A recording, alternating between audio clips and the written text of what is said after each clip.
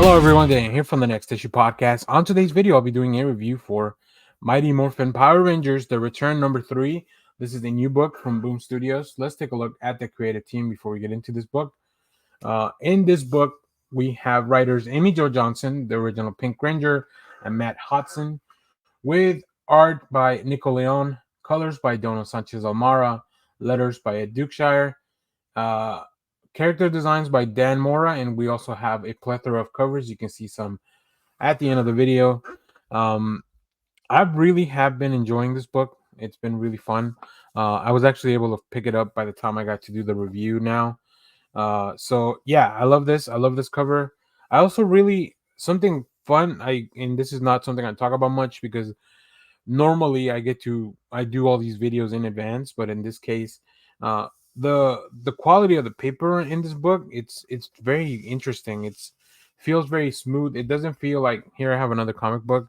It definitely doesn't feel like the normal comic. So I really appreciate Boom using some like quality paper, quality stock, because I want these books to last, right?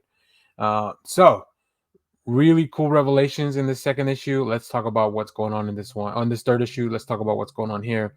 A new adversary reveals the secrets of the final battle. We saw a big twist at the end of the last one, and a deadly explosion on the Boon all those years ago. But what implications arise when the long thought dead are more restless than the Rangers thought? A secret hidden in the moon only survived after the sacrifice of another, and it will be up to the Rangers with some unexpected help to protect a vulnerable Earth. And when the plan is enacted, what role will the Dragon Power Coin play? So yeah, after the revelations of the last issue, it turns out that was not Trini's daughter. It was an adversary that wanted to collect the Rangers for their own nefarious purposes. Um, this book's been just really interesting, a lot of twists and turns. It definitely has been interesting to see how the Rangers never really kind of stopped being the Rangers other than Kimberly. And I think Kimberly had probably the biggest reason, right? Because of everything, the sacrifice that Tommy had to make on the moon. I think I have a theory now as to what's gonna kind of happen on this one. So hopefully I'll be right, especially after the way this issue ends. But yeah, I think it's really well paced. This one definitely tells you a lot about the plans from the villain, and the motivations there. So we revisit that incident on the moon, and you get a little bit of clarity on this new character. But then you also get a lot of interaction with the current Ranger. So let's go take a look at some of the art because I think Nico has been doing a really good job adapting and updating these characters. Um, yeah, I just really love it. I love seeing the base and the moon. The little putties working to kind of rebuild everything. So obviously that magic's still around. And then as Kimberly wakes up, I like how this.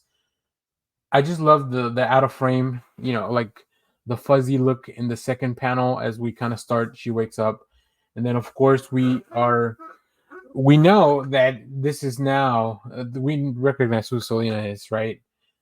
She's the daughter of Rita and Zed. Yeah, I just love it. I love the way that this is laid out. How the recollection of all the memories here, and as I mentioned, the character designs are very cool. So yeah, big revelations in this issue. I'm gonna get a little bit into spoilers, so if you haven't read the book, go read it, check it out. Highly, highly recommend it. But we we go over the history of what happened that night, and we see that Selena was there, and Tommy used his transporter to get her out of danger. She's then found by I forget the name of those guys, but they were definitely the goofballs from the original show. I think Skull and the other guy. But we see that Selena's plan is to get her mom out of the power grid. She's stuck in the grid, but she needs all the Rangers coins. I think that it is not Rita who's stuck in the grid; it's somebody else. And then we also get to see a new Green Ranger. I guess Tommy knew that Kimberly was pregnant at the time, so by the time she shows up, of course, he would pass on his coin to his daughter. really cool. Which I think that's kind of what this cover is, right? The combination of the pink and the green. Of course, it just makes sense that it would be their daughter. So, yeah, I'm really enjoying this book. If you have read this and picked it up, let me know what you thought about it. Let me know what you think about what's going to happen in the next few issues. As always, thank you for watching, everyone. Remember to share, like, subscribe, hit the bell so you know when we go live. That is most Saturdays, 10 a.m. Central Standard Time. Stay tuned. We have more comic reviews, trailer reactions, TV recaps, all that fun stuff here in the channel. Thanks for watching, everyone. Bye bye.